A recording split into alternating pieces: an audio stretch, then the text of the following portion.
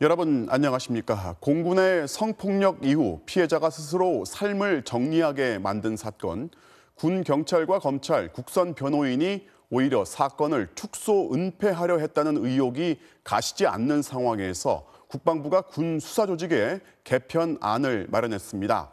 부대마다 있는 경찰과 검찰을 없애고 육해공 참모총장 직속의 수사단으로 통합하겠다는 건데요. 이러면 수사 불신을 해소할 수 있는 건지 먼저 국방부 개편안부터 정동훈 기자가 단독 보도합니다. 현재 군사경찰대대는 장성급 이상 지휘관이 있는 부대 안에 설치되어 있습니다. 군 경찰은 수사의 전 과정을 지휘관에게 보고하고 지시에 따를 수밖에 없는 구조입니다. 군 경찰의 독립성에 대한 불신이 끊이지 않는 이유입니다. 군사경찰 자체가 지휘권이 지휘관에 있기 때문에 진상규명을 한다 하더라도 지휘관이 은폐하는 것이 가장 유익하게 작용을 한다 이겁니다. 실제로 이번 공군 중사 성폭력 사건에서 군 경찰에 사건 축소 은폐 의혹이 제기됐고 국방부는 일선 부대 군사경찰의 수사 기능을 없애기로 했습니다. MBC가 입수한 국방부 조사본부의 내부 문건입니다. 수사 불신 해소와 수사의 전문성, 독립성 확보를 위해 군사경찰대의 수사와 작전 분리를 추진할 필요가 있다고 적시했습니다. 일선 부대 군사경찰은 경비 등 작전 업무만 담당하고 수사 기능은 완전히 분리하겠다는 겁니다. 수사 기능은 육군, 해군, 공군 등 각군 참모총장 직속의 본부 수사단으로 통합됩니다. 그 아래 권역별로 육군은 7개, 해군과 공군은 각각 5개의 광역수사단이 설치됩니다. 이 개편안은 내년 1월 1일부터 시행됩니다. 부대 내 군 검찰 조직은 아예 사라집니다. 부대 지휘관의 지시를 받아야 하는 영내 군 검찰은 폐지하고 역시 참모총장 직속의 중앙검찰단을 신설한다는 방침입니다. 중앙검찰단 아래 보통검찰부를 두고 권역별로 사건을 처리하는 구조로 개편됩니다. 다만 군 경찰과 달리 군 검찰의 조직 개편은 군사법원법 개정이 필요해 내년 1월 시행을 목표로 국회에서 법 개정을 추진하고 있습니다. 일부 장성급 지휘관들은 군 경찰과 검찰에 대한 지휘 권한이 사라지면 일사불란한 부대 관리에 어려움이 따를 수 있다며 개편안에 반대하고 있는 것으로 알려졌습니다. MBC 뉴스 정동훈입니다.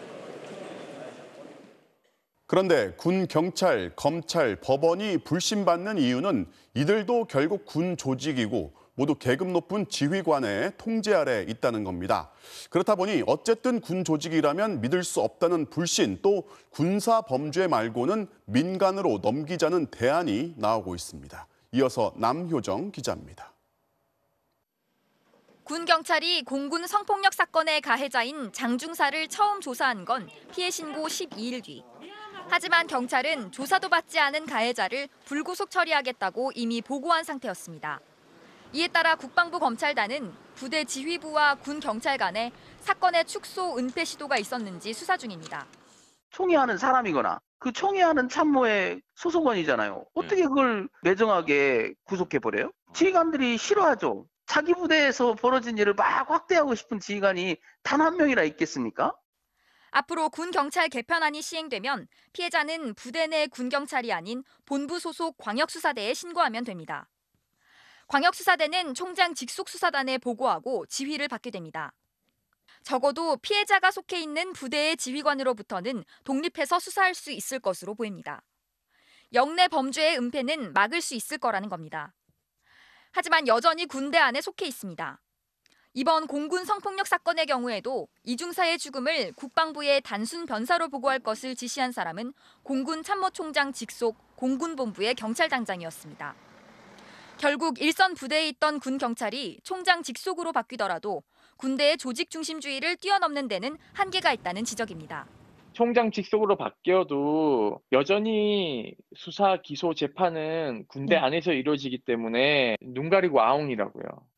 이 때문에 군의 기밀과 관련이 없는 성범죄나 구타 등의 형사범죄는 아예 민간에서 수사와 재판을 맡아야 한다는 주장도 만만치 않아 논란은 계속될 것으로 보입니다.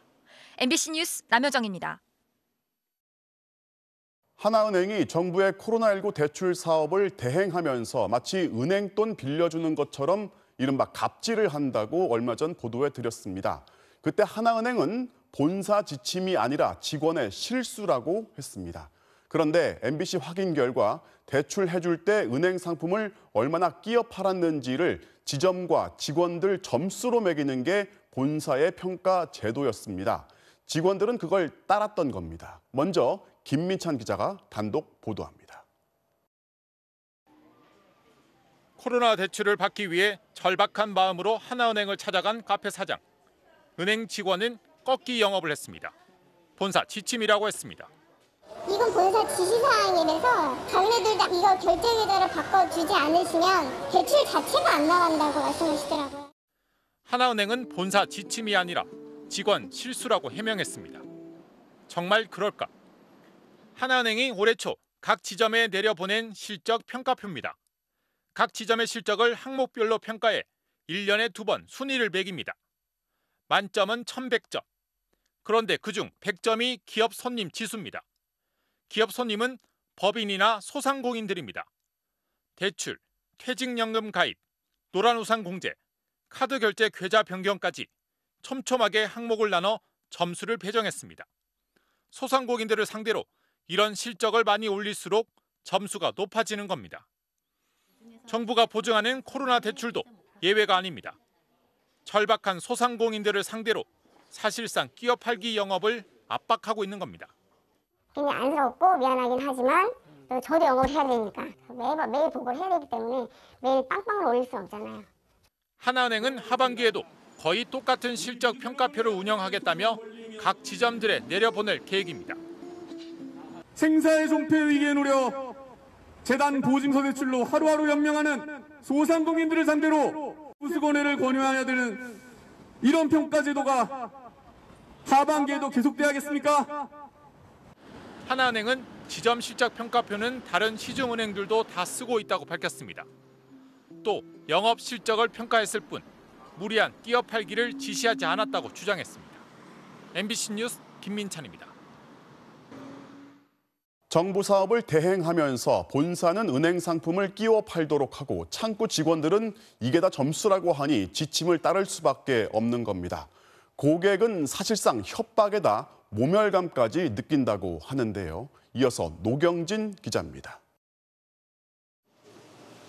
꽈배기집을 운영하는 27살 김혜원 씨.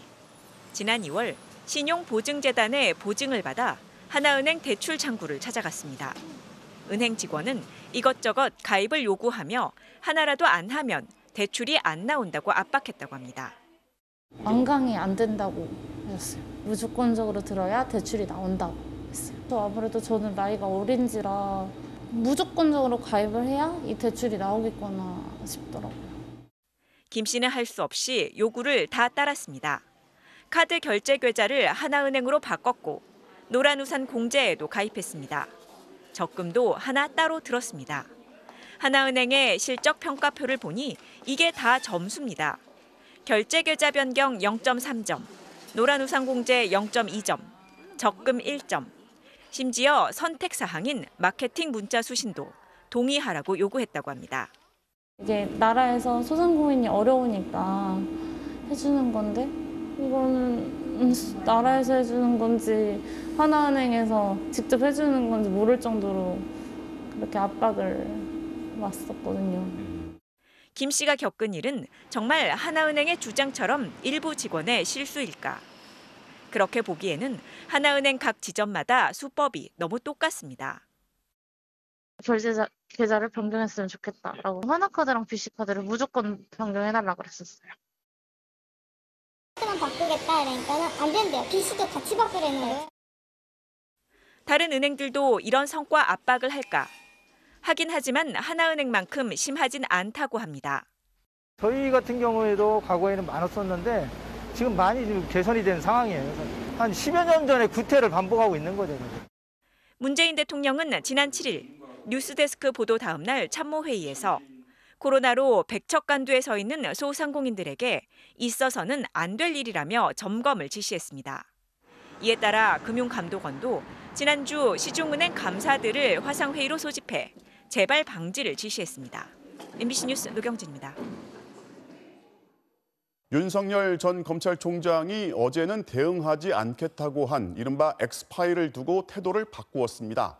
엑스파일을 출처불명의 괴문서라고 부르면서 만약 집권당이 개입했다면 명백한 불법 사찰이라고 주장했습니다. 민주당은 내용도 모르는데 웬 뜬금없는 주장이냐고 반박했습니다. 김정인 기자가 보도합니다. 윤석열 전 검찰총장 측은 야권 인사가 받다고 주장하는 의혹 문건에 대해 대응하지 않겠다던 입장을 불과 하루 만에 바꿔 진화에 나섰습니다. 출처불명의 괴문서라면서 정치 공작하지 말고 진실이라면 내용과 근거 그리고 출처를 공개하라고 요구했습니다. 공기관과 집권당에서 개입해 작성한 것이라면 명백한 불법 사찰이라고도 주장했습니다. 논란을 제기한 국민의힘 전략위원 출신 인사에 대한 비판은 없었고 대신 가능성을 전제하긴 했지만 집권당 개입, 불법 사찰 등의 표현까지 써가며 여권을 공격했습니다. 실체와 진위에 대한 공방보다는 정치 공작 의혹을 강조해 이번 논란을 돌파하겠다는 의도로 해석됩니다. 저는 분명히 달라고 그러면 내주겠다. 그래서 당신들 대비해라 라고 하는데 연락이 없어서 지금도 저는 되게 의아하게 생각을 하고 있어요.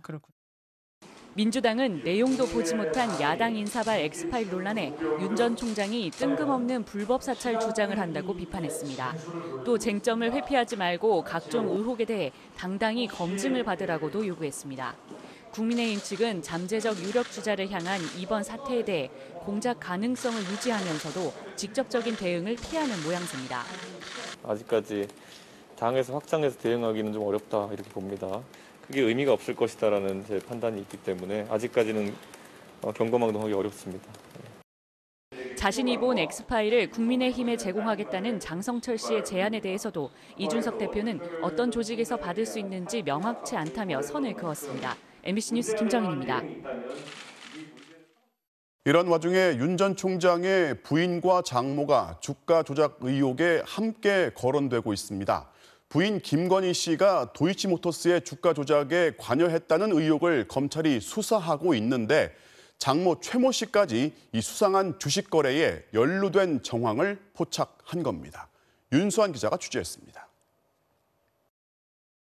자동차 수입업체 도이치모터스의 주가 조작 사건이 지난해 다시 주목받은 건 윤석열 전 검찰총장의 아내 김건희 씨의 개입 의혹 때문이었습니다. 주가가 오르던 2010년 초 김 씨가 10억 원이 든 통장을 조작 세력에게 맡겼다는 경찰 내사 보고서가 공개된 겁니다. 그런데 김 씨의 어머니이자 윤 전 총장의 장모인 최모 씨의 육성이 또 다른 파문을 일으켰습니다. 딸이 아니라 자신이 배우라는 뜻으로 해석됩니다. 도이치 그거는 회장님이었었잖아. 그거는 벌써 사건을 맡은 검찰은 최 씨와 도이치모터스의 모 재무총괄 등기이사 사이에 수상한 유착 정황을 최근 포착했습니다. 지난 2010년 말부터 2011년 초 두 사람이 같은 장소에서 주식 계좌에 접속한 통신 기록을 확보한 겁니다. 이 기간 도이치모터스 주가는 2배 넘게 뛴 것으로 파악됐습니다. 같은 IP 주소를 통한 잦은 접속은 시세 조종의 유력한 정황 증거로 꼽힙니다. 최 씨 측은 즉각 허위사실 유포에 법적 조치를 검토하겠다며 발끈했습니다. 최 씨가 그 누구와도 주가 조작을 공모하거나 관여한 적이 없다며 검찰이 저급한 정치 공작에 이용되고 있는 것은 아닌지 의심된다고 주장했습니다. 2013년 금융감독원 등에서 무혐의 종결된 사안이라고도 해명했는데 정작 금감원은 조사한 사실조차 없다고 반박했습니다. 최 씨 측은 또 공소시효가 지나 처벌도 불가능하다는 입장입니다. 하지만 검찰은 마지막 범행 시점을 기준으로 따지면 내년까진 법적 처벌이 가능하다고 판단하고 있는 걸로 알려졌습니다. MBC 뉴스 윤수환입니다.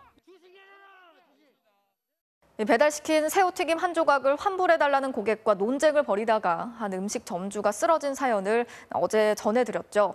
이 보도를 보시고 나서 많은 분들이 진상 고객과 배달앱 업체 횡포에 분노하셨습니다. 사실 자영업자를 닥달하는 배달앱 업체들의 무책임한 행태는 어제 오늘 일이 아닙니다. 쿠팡이츠는 보도가 나간 이후에 급하게 유족들에게 사과를 했고 앞으로 업주들을 보호할 방안을 만들겠다고 발표했습니다. 먼저 이준범 기자가 전해드리겠습니다.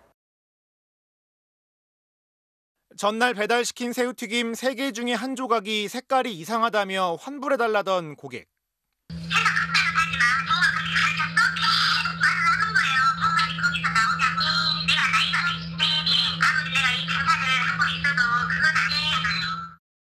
이 고객은 취재진과 통화에서 음식을 환불받는데 따로 기한이 정해진 건 없지 않냐는 반응을 보였습니다. 그런데 50대 음식점 여주인은 고객에게만 시달린 게 아니었습니다. 더 이상 문제없게 해달라는 배달앱 업체의 집요한 전화 공세에 이 여주인은 수화기를 붙든 채 뇌출혈로 쓰러졌고 끝내 세상을 떠났습니다. 쿠팡이츠 측은 MBC 보도 이후 피해 점주들에게 진심으로 사과한다며 대책을 발표했습니다. 갑질 이용자로부터 점주를 보호할 전담 조직을 신설하고 악성 리뷰에 점주가 직접 해명 댓글을 달 수 있게 하겠다고 약속했습니다. 참여연대와 자영업단체는 배달앱 업체들의 행태를 강력히 비판했습니다. 상생이 협의하겠다, 점주와 만나서 이야기하겠다. 그렇게 얘기하고는 나중에 이 문제가 잠잠해지면 그냥 넘어가기 일쑤였습니다. 또 갈등의 핵심인 음식 환불 규정부터 먼저 도입하라고 촉구했습니다. 며칠이 지난 음식도 쿠팡이츠의 약관대로라면 환불해야 합니다. 환불 규정만 제대로 만들어져 있었다면 피할 수 있는 죽음이었습니다. 정치권에선 점주들과 배달앱 사이에 상생 협약이 필요하다면서 법 제도도 정비하겠다는 다짐이 나왔습니다. 숨진 김밥 가게 업주의 유족은 언론 보도 이후에야 사과하는 업체 측에 아쉬움을 내비쳤습니다. 네 옷을 가게 하니까 이해해라, 사과해라, 환불해줘라. 우리가 어떤 상황인지는 궁금하지 않고 오로지 그 쿠팡이츠 이용하는 고객님의 입장으로만 생각을 하시는 것 같아서. MBC 뉴스 이준범입니다. 명확한 환불 규정이나 피해 보상의 원칙이 없다 보니까 고객들의 무리한 요구에 시달리는 업주들이 적지 않습니다. 심지어 영업시간이 끝난 새벽에 환불 요청을 받기도 하고 음식이 잘못됐다면서 보상금을 달라는 협박을 받는 경우도 있습니다. 문제는 배달앱 업체들이 갈등을 조율한다는 명분으로 업주들에게만 가혹하게 책임을 묻는다는 건데요. 이어서 김세진 기자가 취재했습니다. 지난 26일 강원도 원주의 한 분식집. 주인 A씨는 새벽 5시쯤 난데없이 고객의 전화에 잠에서 깼습니다. 지금 영업시간 아니고 새벽 5시예요. 왜 이러세요 지금? 새벽 1시까지 장사하는 사람한테 새벽 5시고 뭐고 많은 일까지 제일 먼저 글을 써야죠. 전날 저녁 주문한 햄버거가 안 왔다며 그 시각에 내놓으라는 겁니다. 제 시간에 배달했을 때 고객이 연락을 받지 않아 어쩔 수 없이 되돌아왔는데 그걸 문제 삼았습니다. 신랑이 끝에 환불을 요구합니다. 그냥 주문 취소해 주세요. 하루 지나가고 취소해서 이런 게 되는 게 아니에요. 왜 이러세요? 아 진짜 어이가 없네 이거. 고객은 심지어 코로나까지 들먹이며 협박했습니다. 저 코로나인데 아싸 지금 한번 가갖고 제가 마스크 벗고 한번 같이 해볼까요? 딱 뺄 테니까 기다리고 계세요. 업주는 억울하다고 느꼈습니다. 고객이 전화를 받지 않아서 햄버거를 그냥 두고 올까 생각했지만 배달업체에선 다시 회수하는 게 원칙이라고 지시했기 때문입니다. 안 된대요. 그러면은 그 뒷일은 자기네가 책임 못 진다. 가게 갖고 가서 3시간 동안 보관을 하다가 결국 배달업체인 요기요에서 햄버거 값을 환불해줬습니다. 그런데 배송비 4,000원은 끝내 업주에게 떠넘겼습니다. 계속 못해주겠다. 그것도 이유가 있었던 건가요?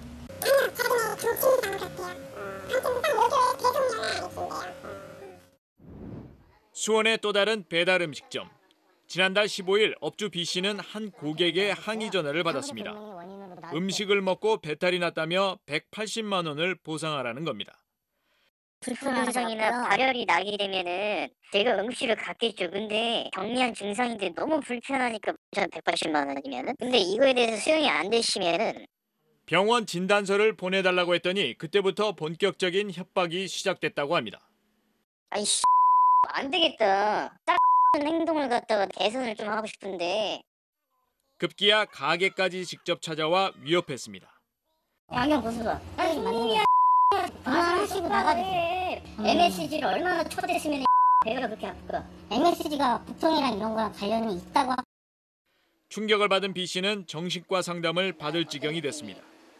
우리 가족들한테 이렇게 치면 정신과 치료 받고 약 먹고 상담하면서 계속 울었던 것 같아요.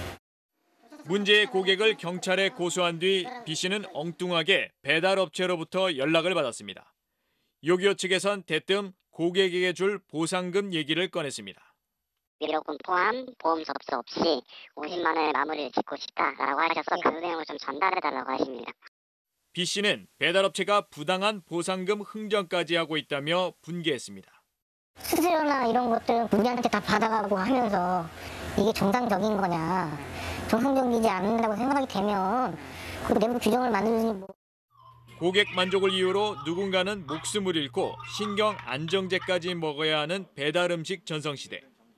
커져버린 배달앱이 자영업자들의 또 다른 갑으로 군림하는 걸 방치할 수 없다는 목소리가 커지고 있습니다. MBC 뉴스 김세진입니다. 자, 이어서 코로나19 소식 알아보겠습니다. 새로 발생한 확진자 수는 이틀 연속 300명대를 기록했습니다.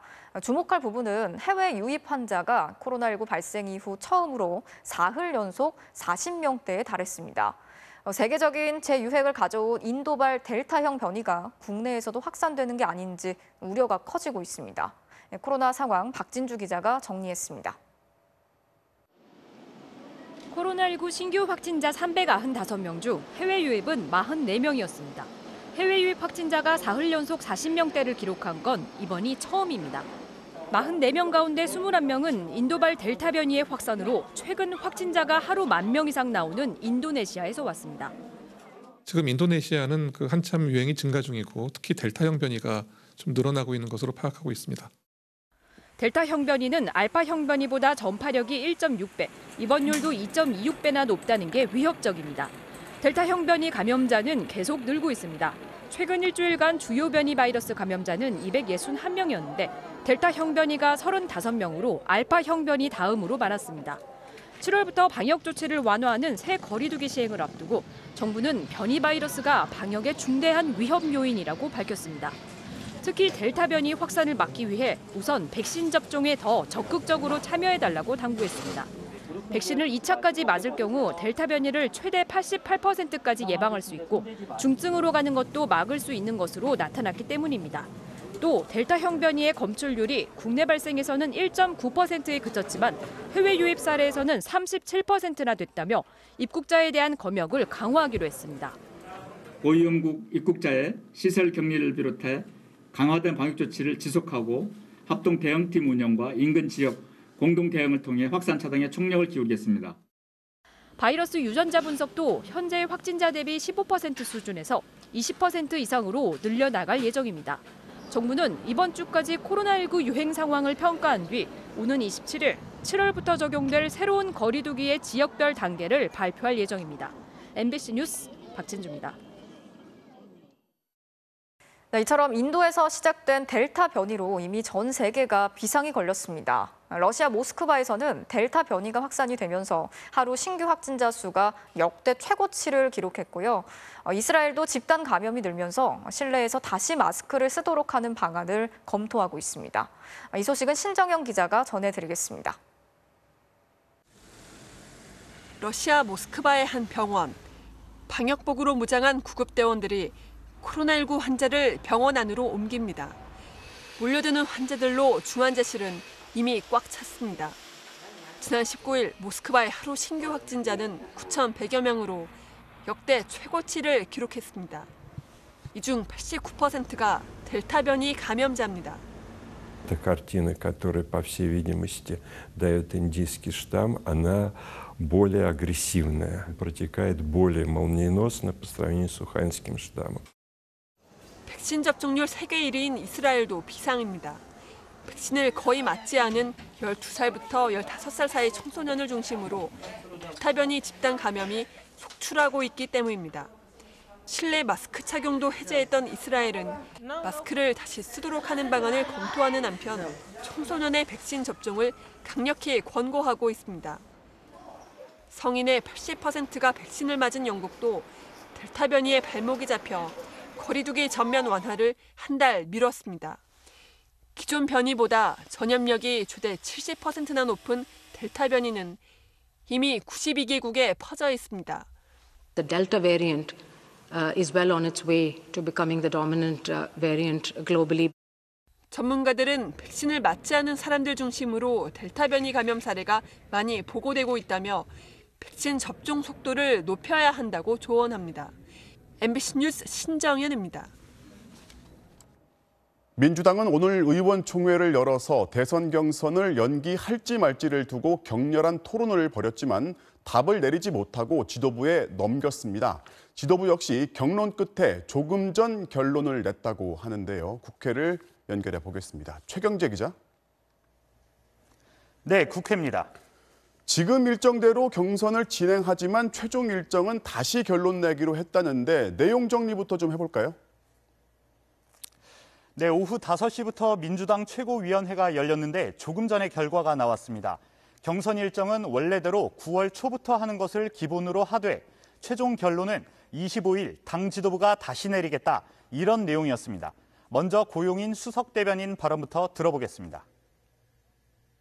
현행대로 우선 안을 만들어 보고 그래서 구체적인 안을 대선 경선 기획단이 만들어 본 것을 놓고 25일 금요일에 최종 결정하자라는 결론에 이르렀다.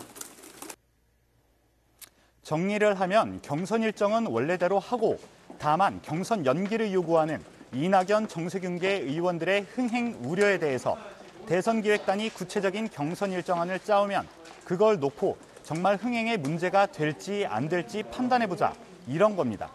경선 연기를 하겠다고 하면 당무위원회를 열어야 하는데 이 문제로 당무위를 열겠다는 결정이 없는 걸로 봐선 현재로선 경선 일정은 그대로 하고 반대 진영들을 설득하기 위한 최종 절차를 밟겠다, 이렇게 해석이 됩니다. 자, 지금까지 이재명계와 비이재명계 입장 차이가 컸단 말이죠. 오늘 의원총회는 어땠습니까? 네, 3시간 넘게 진행된 의원총회에선 20명에 이르는 의원들이 자유발언에 나서면서 격론이 벌어졌는데요. 경선 연기를 반대하는 이재명계 의원들은 원칙과 신뢰를, 이낙연, 정세균계 의원들은 경선 흥행을 강조했는데 먼저 양측 입장 직접 들어보시죠. 100m 경기하기로 했는데 갑자기 90m 경기로 바꾸자라고 한다면 거기에 대해서 어떻게 해야지 그 경기 룰을 바꿀 수 있을까요?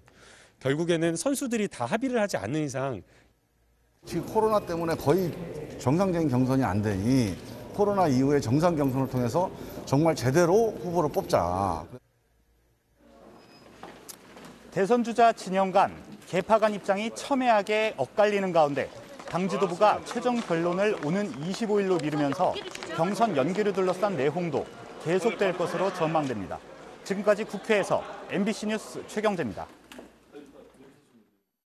타워 크레인을 철거하던 노동자가 20m 높이에서 추락해 숨졌습니다. 추락에 대비해 몸과 크레인을 연결해 주던 구명줄은 무기력하게 끊어져 버렸습니다. 무늬만 구명줄이었던 겁니다. 허연우 기자가 보도합니다. 45층 높이의 오피스텔이 새로 지어지고 있는 공사 현장입니다. 오늘 오전 타워 크레인 해체 작업을 하던 1차 협력업체 노동자 60살 한모 씨가 20m 높이에서 추락해 숨졌습니다.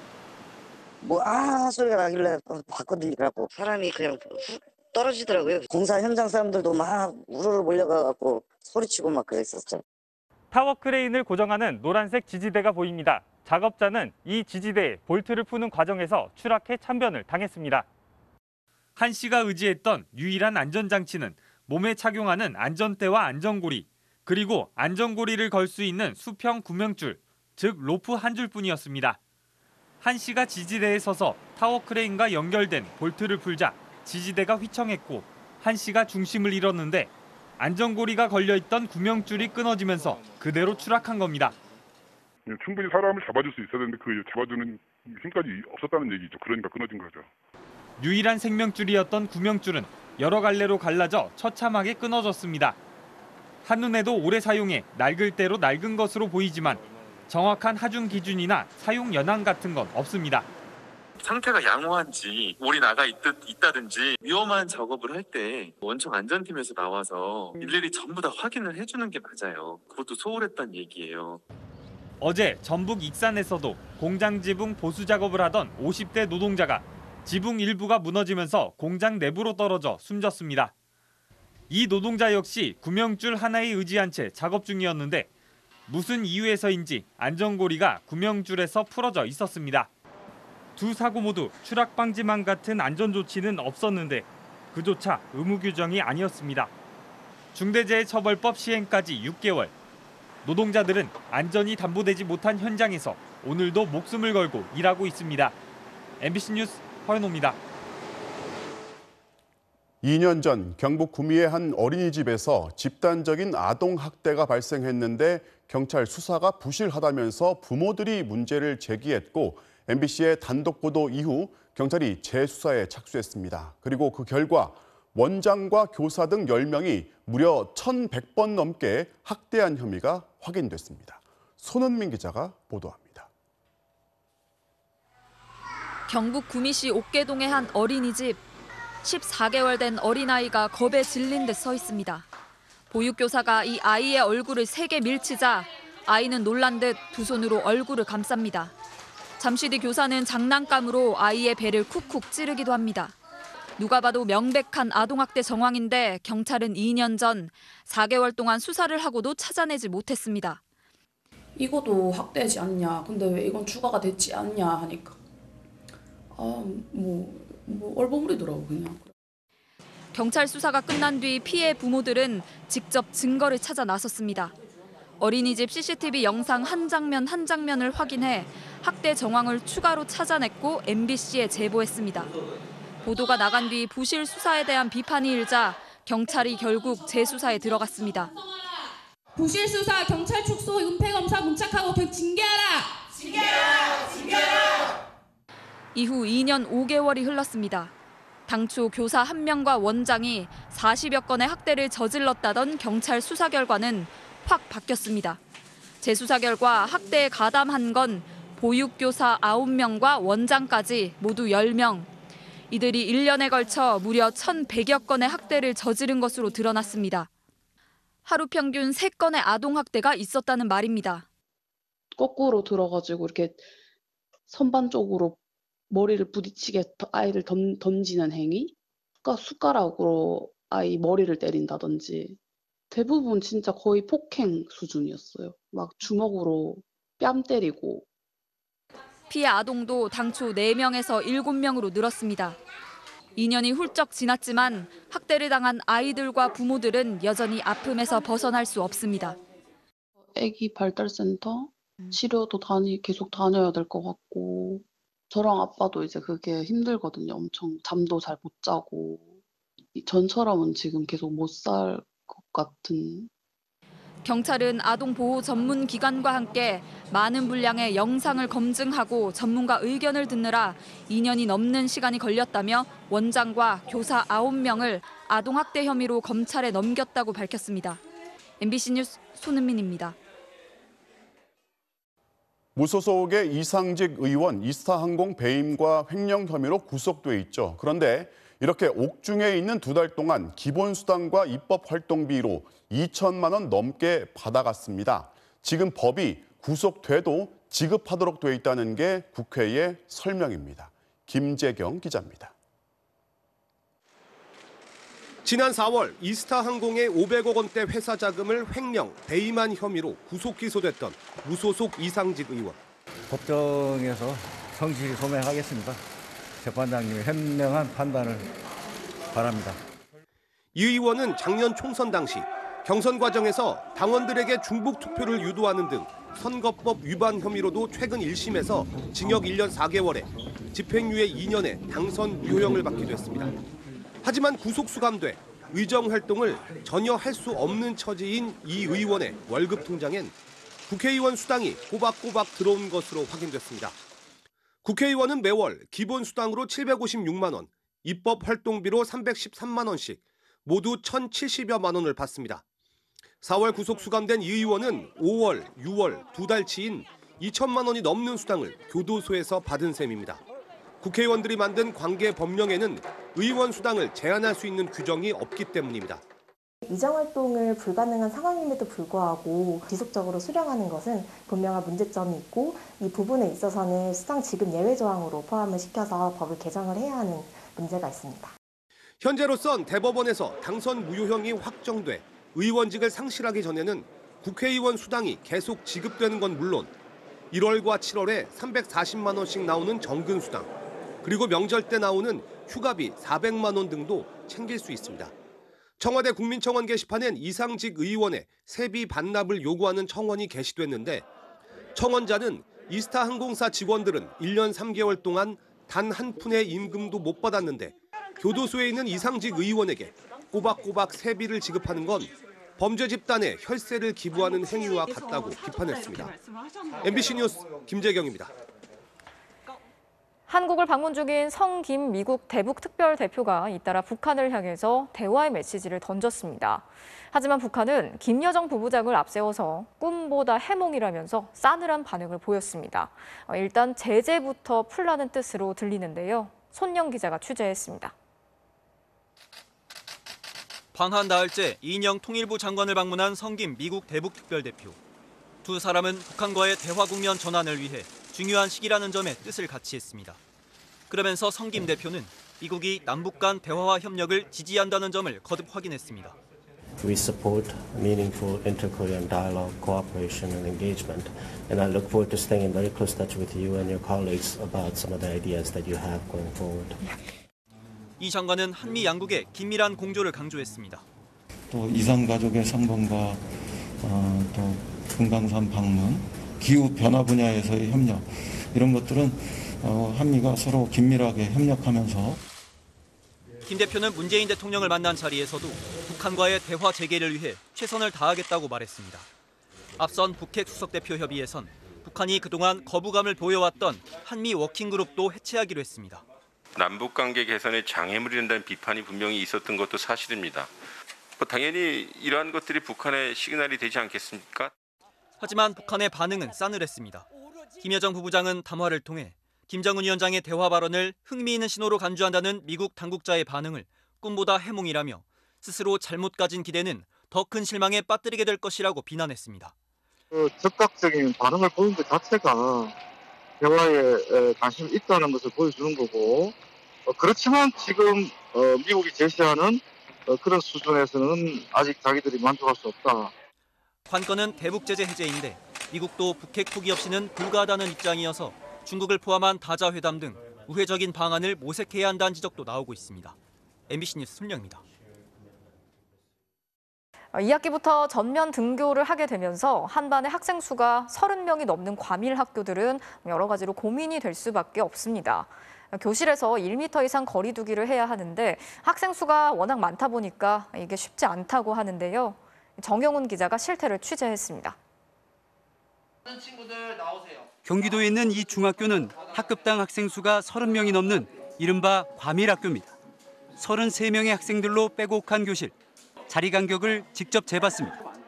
좌우 간격은 70cm, 앞뒤 간격은 80cm. 교육당국의 코로나19 방역 지침인 최소 1m 거리 두기를 지키기가 어렵습니다.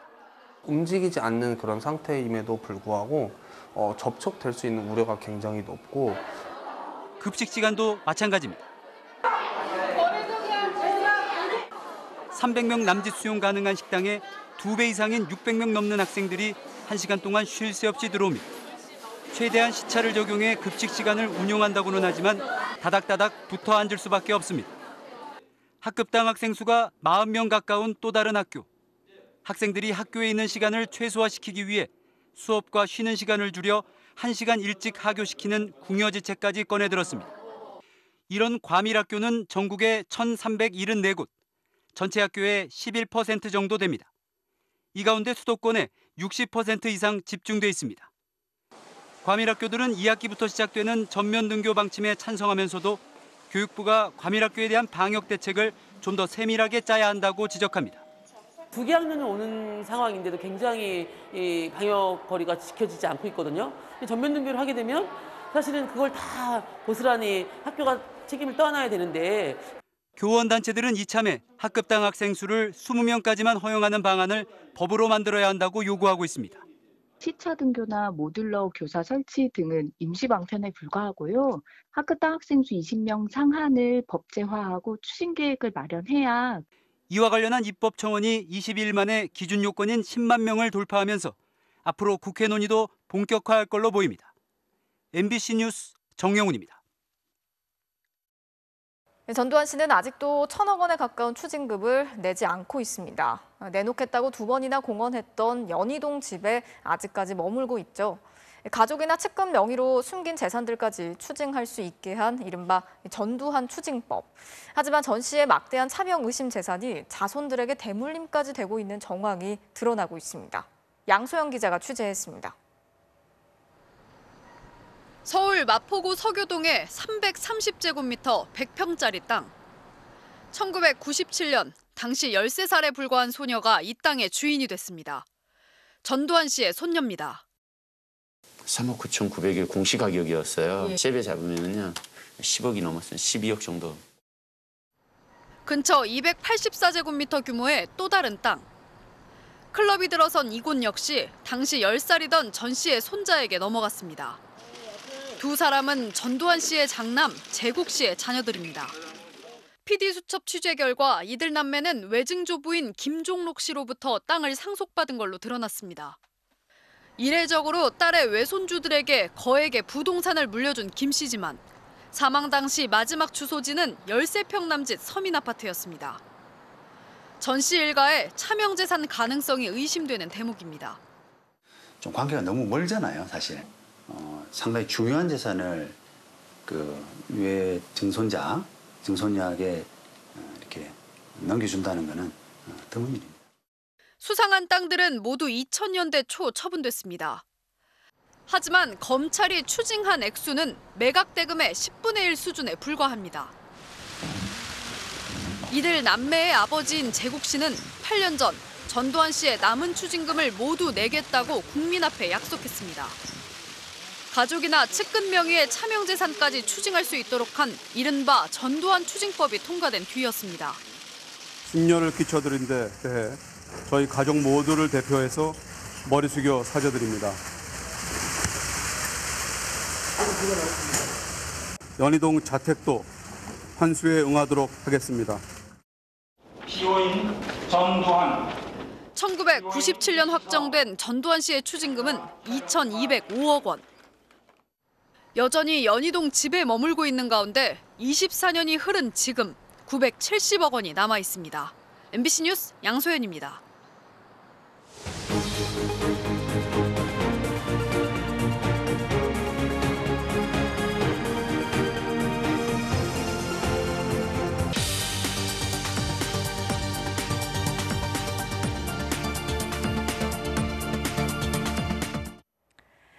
모텔 욕실에서 지적장애가 있는 여고생에게 가혹행위를 한 10대 청소년 5명이 경찰에 붙잡혔습니다. 이들은 피해 학생에게 온갖 오물을 쏟아붓고 이걸 촬영까지 했는데 이런 집단 괴롭힘이 한 차례가 아니었던 것으로 확인됐습니다. 홍신영 기자가 취재했습니다. 밤 10시가 넘은 인천의 한 유흥가 뒷골목. 여성 2명이 휴대전화를 들고 골목에서 한참을 서성입니다. 두 사람은 지적장애가 있는 딸이 연락이 안 되자 위치를 추적해 찾아온 외할머니와 엄마. 이때 모텔 건물에서 낯익은 얼굴의 청소년들이 나옵니다. 할머니는 이들을 뒤쫓고 엄마는 건물 안으로 뛰어들어갑니다. 엄마는 욕실에서 혼자 웅크리고 있는 딸을 발견했습니다. 엄마는 무서웠어. 막 너무 대성통을 울면서 나 죽는 줄 알았어. 진짜 죽는 줄 알았어 하면서. 딸은 속옷 하나만 입은 채 알 수 없는 끈적끈적한 액체를 잔뜩 뒤집어 쓰고 있었습니다. 아이 머리를 보는 순간 이게 가진 껌 같은 것도 붙어 있고 막 너무 많이 붙어 있더라고요. 가해자들이 벽에 세워놓고 온갖 오물에 물까지 뿌린 겁니다. 바디워시, 샴푸, 린스, 바나나, 잿더리 그런 걸로 이제 다 애들이 이제 머리 불어가면서 다 흔적들이 있었어요, 바닥에는. 담배랑 다 침하고. 왼쪽 눈과 머리가 심하게 부은 데다 몸 곳곳엔 멍자국도 선명했습니다. 병원에 입원한 딸은 정신과 치료도 받고 있습니다. 잠을 잘 때마다 항상 악몽, 하지마, 물 뿌리지마, 하지마, 울면서 애달리더라고요. 이런 짓을 한 범인은 여자 셋, 남자 2명의 10대 청소년들. 올 초 SNS에서 만나 알고 지낸 또래인데 남학생 1명은 가혹행위 장면을 휴대폰으로 찍기도 했습니다. 경찰 조사 결과 이들은 이 사건 사흘 전에도 피해자를 한 모텔로 데려가 30분 넘게 때린 것으로 확인됐습니다. 전에도 폭행을 이뤘다는 그 말 한마디에 아이가 얼마나 힘들었을까. 경찰은 가해자 중 3명에 대해선 집단 폭행 혐의로 구속영장을 신청했습니다. 어머니 하면서 잘 따르던 아이고, 근데 이런 식으로 악용을 해서 아이를 자꾸 이렇게 때리고 했다는 거에 이 배신감을 많이 느끼더라고요. 가해자들이 10대라는 이유로 감형받지 않게 해달라며 엄마가 올린 청와대 국민청원에는 지금까지 8,000명이 넘게 동의했습니다. MBC 뉴스 홍신영입니다. 개를 식용으로 사육하고 학대한 개 농장들이 적발됐습니다. 이들은 도구를 이용해서 잔인한 방법으로 개를 도살했고 이 사체를 다른 개들에게 먹이로 주기까지 했습니다. 고재민 기자가 취재했습니다. 수십 마리의 개들이 일렬로 이어진 우리에 갇혀 있습니다. 배설물 처리를 쉽게 하기 위해 철망으로 된 바닥을 허공에 띄워놓은 이른바 뜬장입니다. 곳곳에 피로 보이는 얼룩들이 선명하고 냉장고에는 검은 비닐봉지에 담긴 개의 사체가 가득합니다. 개농장에서 5m도 채 떨어지지 않은 이곳에는 아직도 개뼈로 보이는 흔적들이 남아 있습니다. 개농장 하시는 분은 여기서 나갔어. 동물보호단체에서 와서 다 끌어갔어. 먹이는 데가 다 여기가 먹여주는데 지금 하나도 없어. 경기도에 적발된 개농장 등 3곳은 전기 쇠꼬챙이로 개를 감전시켜 도살하는 방법을 여전히 써왔습니다.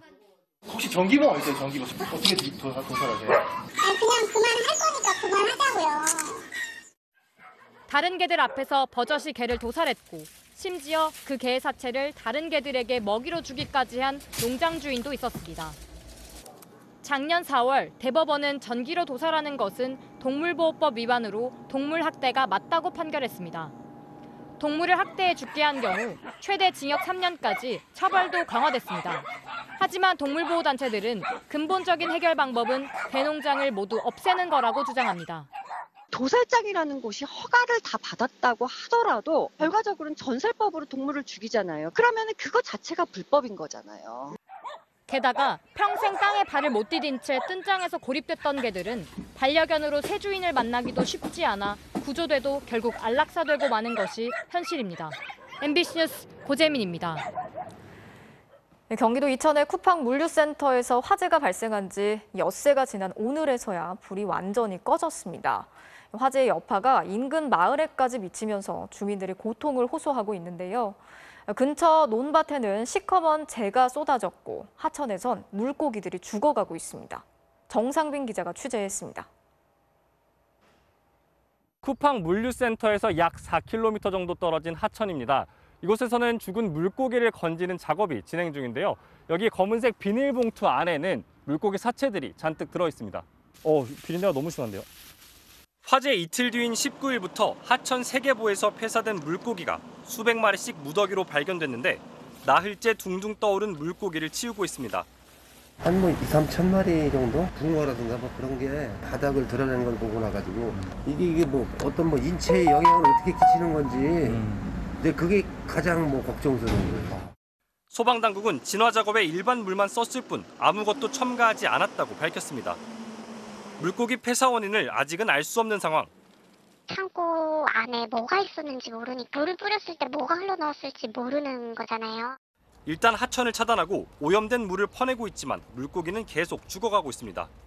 물류센터 인근의 논에 와 있습니다. 이곳은 지난 5월에 모내기를 했는데요. 보시면 화재 현장에서 날아온 잿덩어리들이 곳곳에 놓여 있습니다. 마치 수처럼 보이는 잿덩이에 손을 대자 금방 부서져 버립니다. 건물이나 택배 물량이 타버린 재로 추정되는데 농민들은 유해 물질이 섞여 있어 땅이 오염되는 건 아닌지 걱정입니다. 계속적으로 환경 오염에서 이게 어떻게 될 것이냐 이거죠. 너무 안타깝죠. 자식 키우는 거나 똑같이 그렇게 이걸 농사를 짓고 그러는 건데. 엿새 동안 계속된 연기와 먼지로 주민들 수십 명이 두통 같은 신체적인 고통까지 호소하고 있습니다. 오늘 병원에 갔다 왔어요. 연기를 많이 마셔가지고 연기가 땅으로 깔려가지고 아주 호흡이 엄청 곤란했어요. 이천시는 하천물과 물고기 사체를 채취해 정밀 분석에 나서는 한편 쿠팡 측의 피해 보상을 촉구했습니다.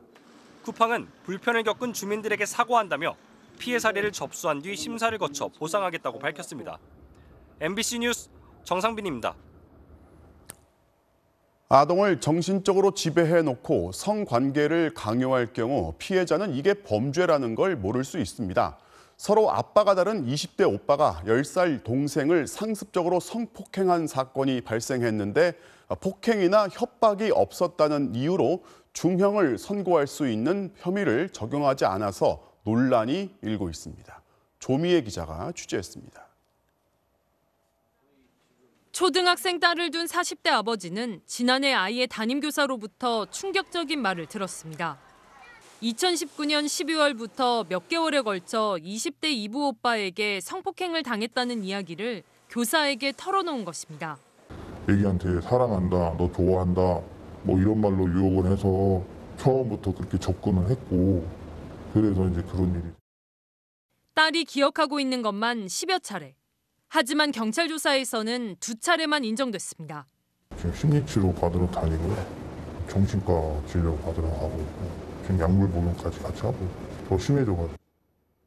경찰은 폭행과 협박이 없었다는 이유로 20대 이부 오빠를 미성년자 의제 강간 혐의로 불구속 입건했습니다. 미성년자 의제 강간죄란 16세 미만 아동과 성관계를 했을 때 동의 여부와 관계없이 성폭행 혐의를 인정해 처벌하는 내용입니다. 하지만 13세 미만 아동을 폭행이나 협박으로 성폭행했을 때 무기징역이나 징역 10년 이상으로 처벌하는 미성년자 강간죄보다는 형량이 훨씬 낮습니다. 13세 미만이라 하더라도 동의를 했다거나 폭행이나 협박이 없었다고 한다면 3년 이상의 유기징역형에 처하게 되는데 이는 일반 성인을 대상으로 한 성폭행 범죄와 형량이 비슷하다고. 실제로 지난 2019년 아동 청소년을 대상으로 한 성범죄자 가운데 49.7%는 최종심에서 집행유예를 받았습니다. 그루밍 성폭력에서 생기다 보니까 폭행과 협박이 없죠. 아동이나 그 청소년들의 그 약한 마음을 이용해서 환심을 산 다음에 폭력이 이루어지기 때문에 13세 미만 아동과의 성관계에서 폭행과 협박이 없었다고 해서 성인에 대한 성폭행과 같은 처벌을 적용하는 게 맞느냐는 문제가 꾸준히 제기되는 가운데 아동 그루밍 성범죄 처벌을 위한 입법은 더디게 진행되고 있습니다. MBC 뉴스 조미입니다. 미국에서는 얼마 전까지 폭염에다 가뭄으로 거대한 산불이 났는데 지금은 열대성 폭풍과 토네이도가 상륙하면서 인명과 재산 피해가 커지고 있습니다. 임소정 기자가 보도합니다.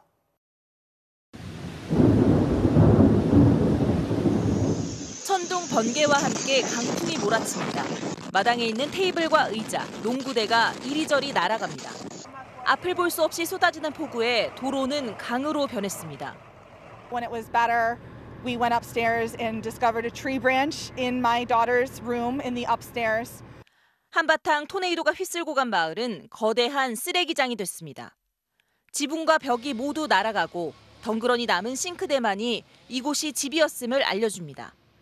The house was shaking, the bed was shaking, and so he just kind of dropped to the floor and just kind of rode out the storm.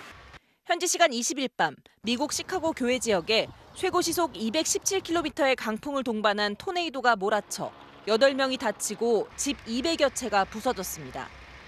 앞서 엘라베마주 루이지애나엔 열대성 폭풍 클로댓이 상륙했습니다. 엄청난 양의 폭우를 몰고 온 올해 첫 폭풍인 클로댓은 주택과 도로를 물바다로 만들었습니다. When we left about 4 minutes ago, we had about 4 inches throughout our entire house. 사고도 잇따라 인명피해가 속출했습니다. 차량 17대가 빗길에 연쇄 추돌하면서 9개월 된 아기를 포함해 모두 10명이 목숨을 잃었고 토네이도까지 겹친 한 마을에선 주택이 부서지면서 2명이 숨지고 차에 탄 채 강물에 휩쓸린 1명이 사망했습니다. 한때 약해졌던 클로댓은 세력을 키우면서 북동부 지역으로 올라가고 있어 노스캐롤라이나주 일대에 폭풍 경보가 내려졌습니다. MBC 뉴스 임소정입니다.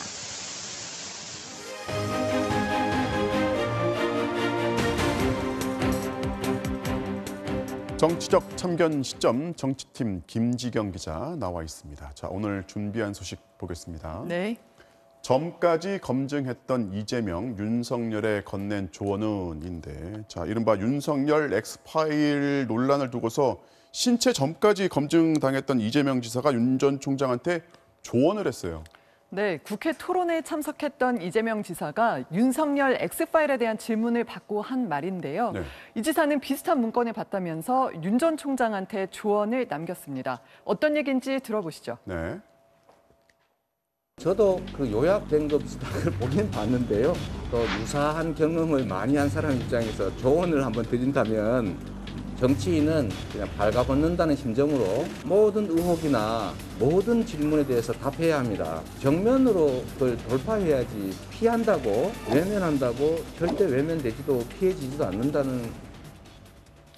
네, 이 지사는 시간을 끌수록 의혹은 더 커질 뿐이라면서 정면 돌파를 거듭 강조했습니다. 자, 내가 유사한 경험을 많이 했다고 직접 언급을 했지만 이재명 지사 정말 다양한 의혹을 검증받기는 했어요. 네, 지난 2017년에 유력한 대선 주자로 떠오르면서 형수 욕설 논란에 여배우 스캔들까지 참 많은 의혹들이 제기가 됐었는데요.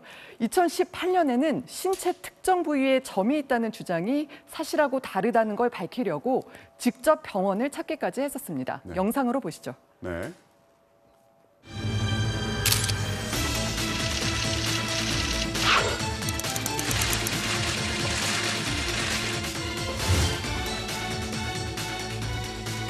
자연인 이재명에겐 매우 참담하고 치욕스러운 일입니다. 진실이 명백하게 밝혀진 만큼 더 이상 소모적 논란이 모두 불식되기를 희망합니다. 윤 전 총장도 대권에 도전을 하려면 검증대에 올라서 제대로 검증을 받아봐야 한다는 거는 이게 정치권의 일반적인 요구 아닙니까? 네, 여야 대선 주자 모두 검증의 필요성을 강조하고 있습니다. 이어서 들어보시죠. 네. 대선에 나서고자 하는 모든 후보들은 철저하게 능력과 도덕성 검증을 받아야 됩니다. 부동산 문제를 포함해서 본인과 친인척까지 이걸 광범위하게 제대로 검증을 받아야지. 파일을 즉시 공개해야 합니다. 당사자인 윤 전 총장 역시 파일 내용에 대해 사실에 근거해서 해명하고 그 결과에 따라 책임 있게 행동하면 됩니다. 네, 홍준표 의원도 SNS에 글을 올렸는데요. 국가 운영의 자질과 능력, 엄격한 도덕성, 정치 경험이 없는 지도자는 일시 지나가는 바람일 뿐이다 그러면서 윤 전 총장을 겨냥했습니다. 자, 그동안에 이제 윤 전 총장을 보면은 자기 입장을 이제 분명하게 밝히지 않다 보니까 오히려 이제 검증 논란을 키웠다 이런 지적이 있어요. 네, 대표적으로 논란이 됐던 장면이 지난 9일에 우당 기념관 개관식입니다. 모처럼 공개 활동을 예고했던 자리라서요. 윤 전 총장이 정치적 입장, 또 계획을 밝힐 거라는 기대가 컸었는데 껄끄러운 질문에는 계속 침묵했습니다. 그때 모습 보시죠. 네.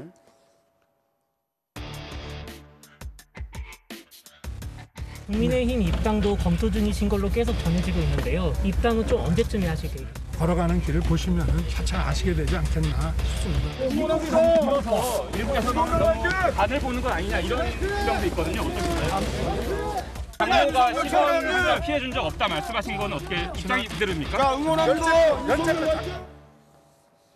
네, 이런 모습 때문에 이준석 대표한테 아마추어 티가 난다는 비판을 듣기도 했습니다. 어제는 이제 엑스파일 논란을 두고서 대응하지 않겠다 이런 입장이었는데 오늘은 좀 강경한 입장이 나왔어요. 하루 만에. 네, 그렇습니다. 네, 어제까지만 해도요. 윤 전 총장 쪽에서 대응하지 않겠다는 게 공식 입장이다 이렇게 말했었는데 하루 만에 입장을 바꾸고 반격에 나섰습니다. 윤 전 총장은 대변인이 전한 입장문에서요. 출처 불명 괴문서로 정치 공작을 하지 말고 진실이라면 내용, 근거, 출처를 공개해라. 또 집권당이 개입했다면 명백한 불법 사찰이다 이렇게 주장을 했습니다. 네. 오늘도 역시 윤 전 총장 명의로 그러니까 입장문만 나온 건데요. 언제쯤 직접 카메라 앞에서 기자들 질문에 답할지 지켜봐야겠습니다. 네, 오늘은 여기까지 듣겠습니다. 지금까지 정치팀의 김지경 기자였습니다.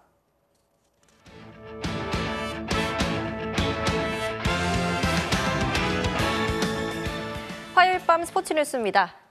올림픽 축구 최종 명단을 위한 마지막 소집 훈련이 시작됐습니다. 갑작스런 천둥 소리에다 김학범 감독의 마지막 당부까지 선수들 정신이 번쩍 들었겠는데요. 올림픽 축구 대표팀이 오늘 소집됐습니다. 이강인 선수는 나름 헤어스타일을 바꿨는데 갑자기 마른 하늘에 천둥이 치면서 화르르 깜짝 놀라 뛰어들어가기도 했고요. 송민규 선수는 수줍게 특유의 제스처로 각오를 표현했는데요.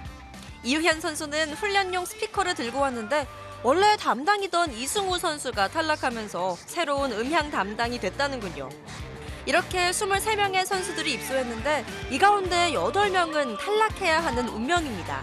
자식 같은 선수들이 사실 나고하는 데 있어서 제 마음은 굉장히 아팠습니다. 체력적인 준비가 얼마만큼 잘 될 것인가. 팀에 희생하는 선수. 이런 부분들이 아마 주안점이 돼서 선수들의 긴장감도 만만치 않아 보입니다. 선수들도 그렇고 스트레스를 많이 받을 거예요. 선수들이 다 이겨내야 된다고 생각을 해서요.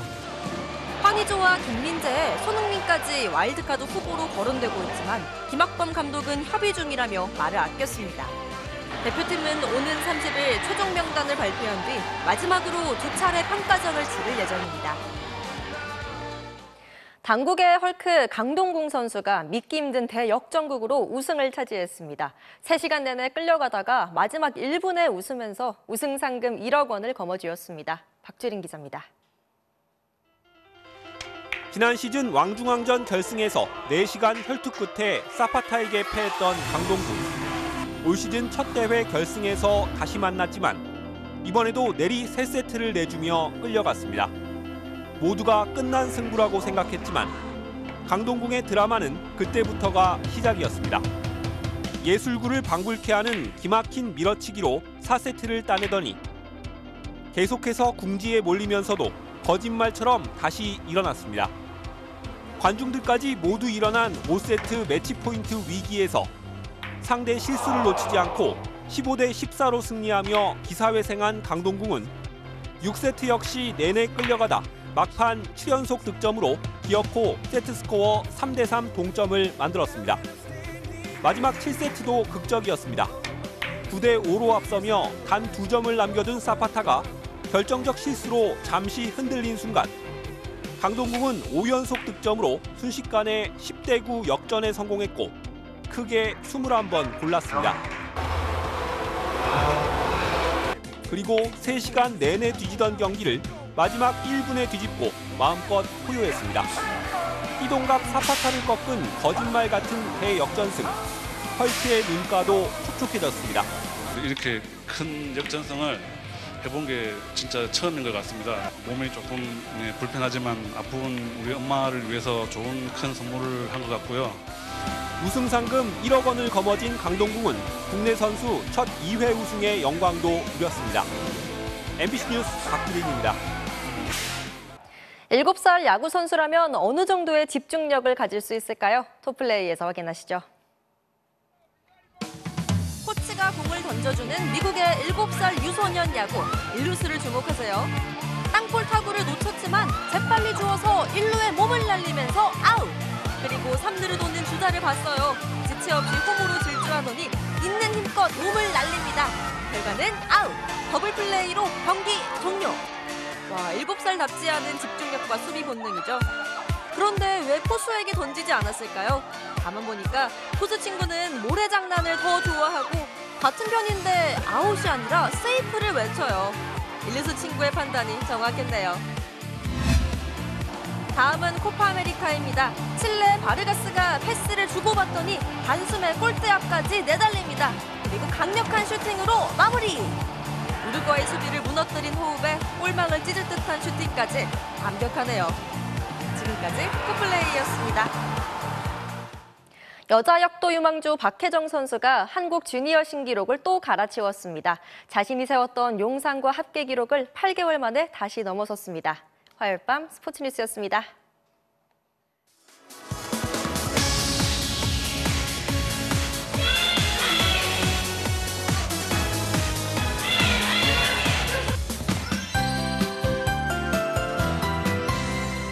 오후 들어 강한 소나기 구름이 본격적으로 발달하고 있습니다. 현재 경기도 포천에는 호우주의보가 발효 중인 가운데 경기 북동부와 강원 영서 그리고 충북 또 지리산 부근에는 시간당 20mm 이상의 세찬비가 쏟아지고 있고요. 우박이 떨어지는 곳도 있습니다.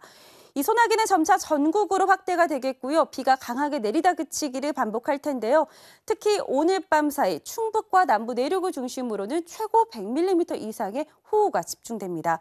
서울을 비롯한 그 밖의 전국에서도 최고 60mm의 비가 예상되는데요. 이 비가 취약한 밤 시간대에 가장 강하게 쏟아지는 만큼 피해가 나지 않도록 조심하셔야겠습니다.